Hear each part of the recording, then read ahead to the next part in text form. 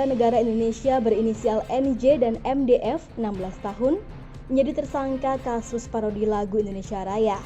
NJ diamankan polisi di Raja Malaysia di Sabah, Malaysia. Sedangkan MDF yang masih duduk di bangku kelas 3 SMP diringkus Direktorat Tindak Pidana Cyber Bareskrim Polri di kediamannya di Cianjur, Jawa Barat pada Kamis 31 Desember 2020. Kadif Humas Polri Irjen Pol Argo Yuwono dalam konferensi pers menyebutkan keduanya mempunyai hubungan pertemanan di media maya antara NJ yang di Sabah kemudian MDF yang ada di Cianjur. Mereka adalah berteman dalam dunia maya. Mereka pun sering berkomunikasi secara online. Kasus ini bermula ketika MDF membuat konten YouTube dengan memparodikan lagu Indonesia Raya. Akan tetapi konten yang dibuat MDF ternyata diunggah bukan atas namanya, melainkan menggunakan nama NJ. Selain itu, MDF juga membuat samaran dengan menyertakan lokasi dan nomor Malaysia yang seolah mengunggah berada di negeri jiran. Tindakan yang dilakukan MDF pun kemudian diketahui NJ. Ia pun marah mengetahui apa yang dilakukan MDF. NJ kemudian turut membuat konten di video YouTube. Ironisnya, NJ justru mengunggah video yang juga memparodikan lagu Indonesia Raya. Ia membuat konten tersebut dengan mengedit konten video parodi lagu Indonesia Raya yang sebelumnya dikarang oleh MDF. Bedanya, NJ kemudian menambahkan gambar babi dalam konten tersebut.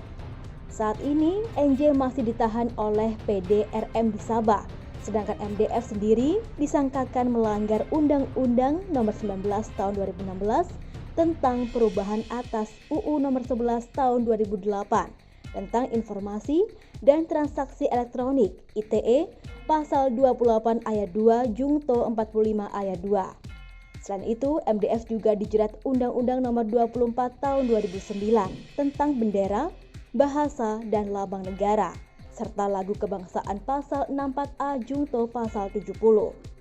Tindakan NJ dan MDF belakangan ini telah membuat gempar seantero Malaysia dan Indonesia, di mana video parodi lagu Indonesia Raya yang viral tersebut tak hanya mengubah total lirik dengan kalimat-kalimat insinuatif, tetapi juga mengganti lambang negara burung Garuda dengan ayam jago berlambang Pancasila, dilatar belakangi bendera merah putih. Pemirsa di rumah, bahasan kali ini adalah pandangan kasus parodi lagu Indonesia Raya yang sekarang lagi marak. Siapa pelakunya? Pelakunya adalah anak-anak di bawah umur. Kenapa terjadi demikian?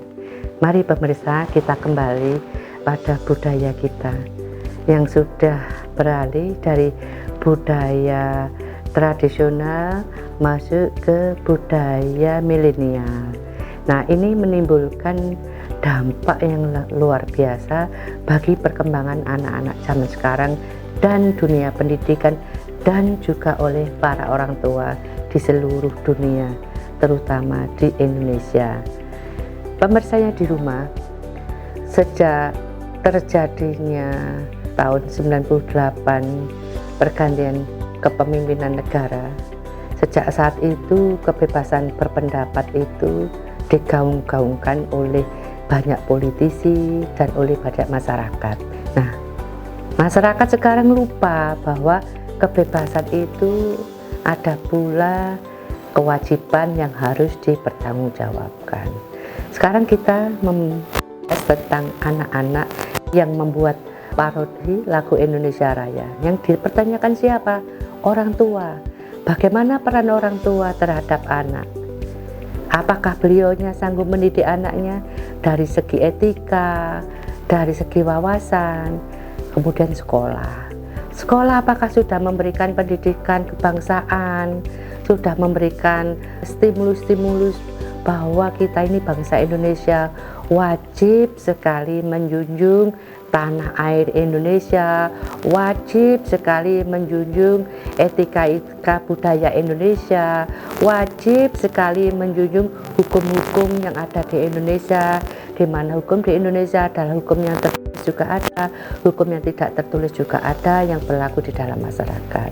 Nah, kenapa anak-anak kita yang masih kecil, yang dalam artian masih remaja, mereka memparodikan lagu kebangsaan kita dengan tidak ada rasa bersalah dan tidak ada rasa takut, tidak ada rasa hormat.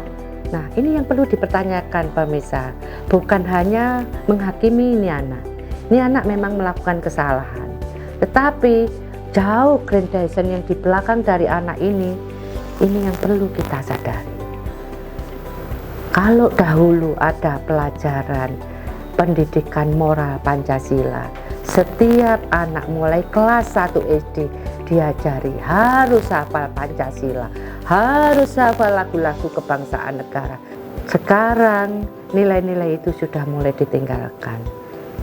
Para pendidik, guru, para orang tua di rumah selalu menekankan pentingnya beradaptasi dengan dunia global, selalu menekankan betapa pentingnya anak-anak belajar kimia, belajar bahasa Inggris, belajar matematika dengan tanpa mengetahui apa yang diinginkan anak-anak. Sehingga anak-anak sekarang tidak tahu mana yang boleh dia lakukan dan mana yang tidak. Jadi dosa terbesar bukan hanya pada remaja-remaja kita, dosa terbesarnya adalah pada para orang tua dan para pendidik yang tidak sanggup memberikan. Saya harap kita mawas diri.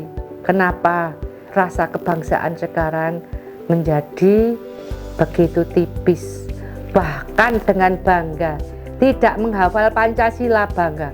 Padahal zaman saya dulu ketika saya masih anak-anak pemirsa, kalau tidak hafal Pancasila malu, karena kalau dibilang orang tidak berpancasila itu orang yang sudah moralnya semakin dipertanggungjawabkan, dan itu adalah perbuatan yang tidak bagus. Demikian pemirsa. Jadi marilah kita kembali bahwa kita boleh mengikuti milenial, tapi pendidikan asal dasar dari budaya bangsa kita jangan pernah dilupakan. Anak-anak harus diberi rambu-rambu mana yang boleh dan mana yang tidak, karena pelecehan terhadap simbol-simbol negara itu berdampak pidana pemirsa. Jadi bukan hanya guyonan,